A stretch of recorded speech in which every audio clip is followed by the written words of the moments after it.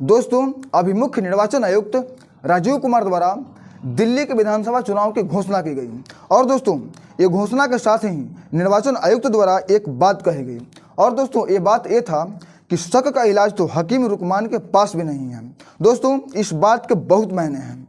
दोस्तों इस बात को इस परिप्रेक्ष्य में देखा जा सकता है कि चुनाव के जो रिजल्ट आ रहे हैं, रिजल्ट आने के बाद अगर फैसला पक्ष में नहीं आता है तो विपक्षी जो पार्टियां हैं वो चुनाव आयुक्त पर क्या करती है, आरोप लगाती है।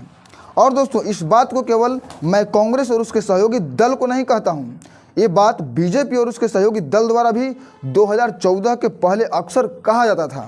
दोस्तों जब भी कोई रिजल्ट आता है तो विपक्षी पार्टियों द्वारा ये आरोप लगाया जाता है कि चुनाव जो है वो सही तरीके से नहीं हुआ है और दोस्तों उसमें अलग अलग चीज़ की परिवर्तन की बात की जाती है। लेकिन दोस्तों अगर ये बात देखा जाए तो अगर विपक्षी पार्टियां आरोप लगा रही है निर्वाचन आयोग पर तो उनकी आरोप को बहुत ही गंभीरता पूर्वक लिया जाना चाहिए। हाँ दोस्तों, अगर वो सच बोल रहे हैं उन्हें गंभीरता पूर्वक लिया जाना चाहिए और वो अगर गलत बोल रहे हैं तो भी दोस्तों उसको गंभीरता पूर्वक लिया जाना चाहिए। दोस्तों निर्वाचन आयोग को इस बात की जानकारी है भी कि नहीं है, इस बात का एहसास है भी कि नहीं है कि निर्वाचन जो आयुक्त है उसकी साख हमारे देश की लोकतंत्र के लिए कितनी बड़ी जरूरी है।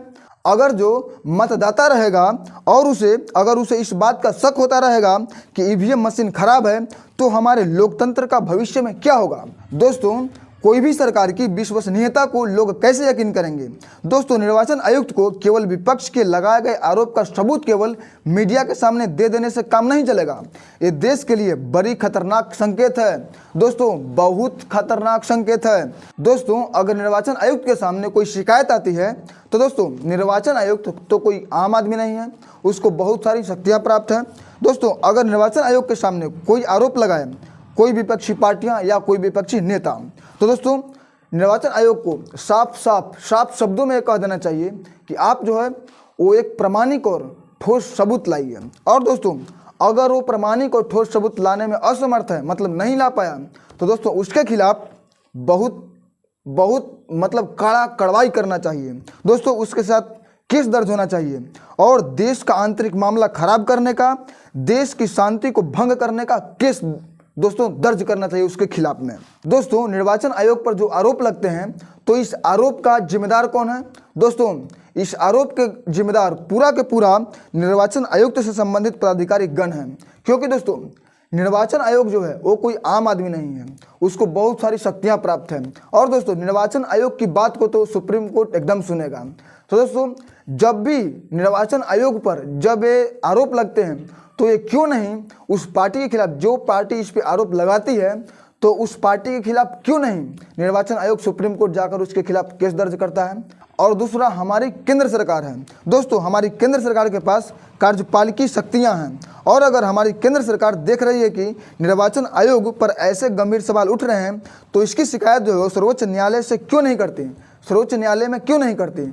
मतलब जो पार्टियां इस पे क्या आरोप लगा रहे हैं उसके खिलाफ हमारी केंद्र सरकार उस पर मुकदमा दर्ज क्यों नहीं करती। दोस्तों ये लोग कितनी गंभीर आरोप लगाते हैं और ये सब के सब चुप बैठे रहते हैं। दोस्तों ये कोई दोहराया नहीं है कि ये विपक्षी नेता जो निर्वाचन आयोग पर सवाल उठाते हैं कि ईवीएम मशीन खराब है, मतलब कि वोट मारते हैं, कांग्रेस में तो चल जाता है, बीजेपी में, मतलब कि उनका जो ये बेफालतू का तर्क है कि ईवीएम मशीन खराब है, तो इन लोगों के पास कोई ठोस प्रमाण नहीं होता है। दोस्तों वो बस अपनी हार की भड़ास निकालते हैं और वो अपनी हार को जनता के सामने पचाने का बहाना बनाती है। लेकिन क्या केंद्र सरकार को, केंद्र सरकार के अंदर राय देने वाले अधिकारियों को इसकी भनक नहीं कि कितनी बड़ी बड़ी बातें होती हैं।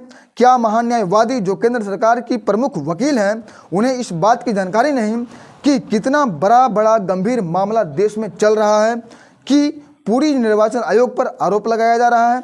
निर्वाचन आयोग जिसकी प्रशंसा हमारे दुश्मन देश पाकिस्तान कर चुका है, उस निर्वाचन आयोग की इज्जत की धज्जियां सब उजाड़ करके रखे हैं।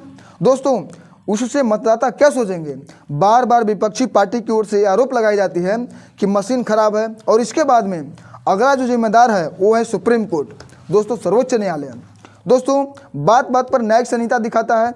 क्या सर्वोच्च न्यायालय को न्याय के रूप में सक्रिय होकर इस बात का संज्ञान स्वतः नहीं लेना चाहिए कि आप आरोप लगा रहे हो, इतनी बड़ी बात बोल रहे हो, आप ठोस सबूत दो, इससे मतलब कि ठोस प्रमाण दो हमें। दोस्तों, चंद नेताओं की जो हार की जो खींच है, उसकी बलि हमारा लोकतंत्र नहीं चढ़ सकता।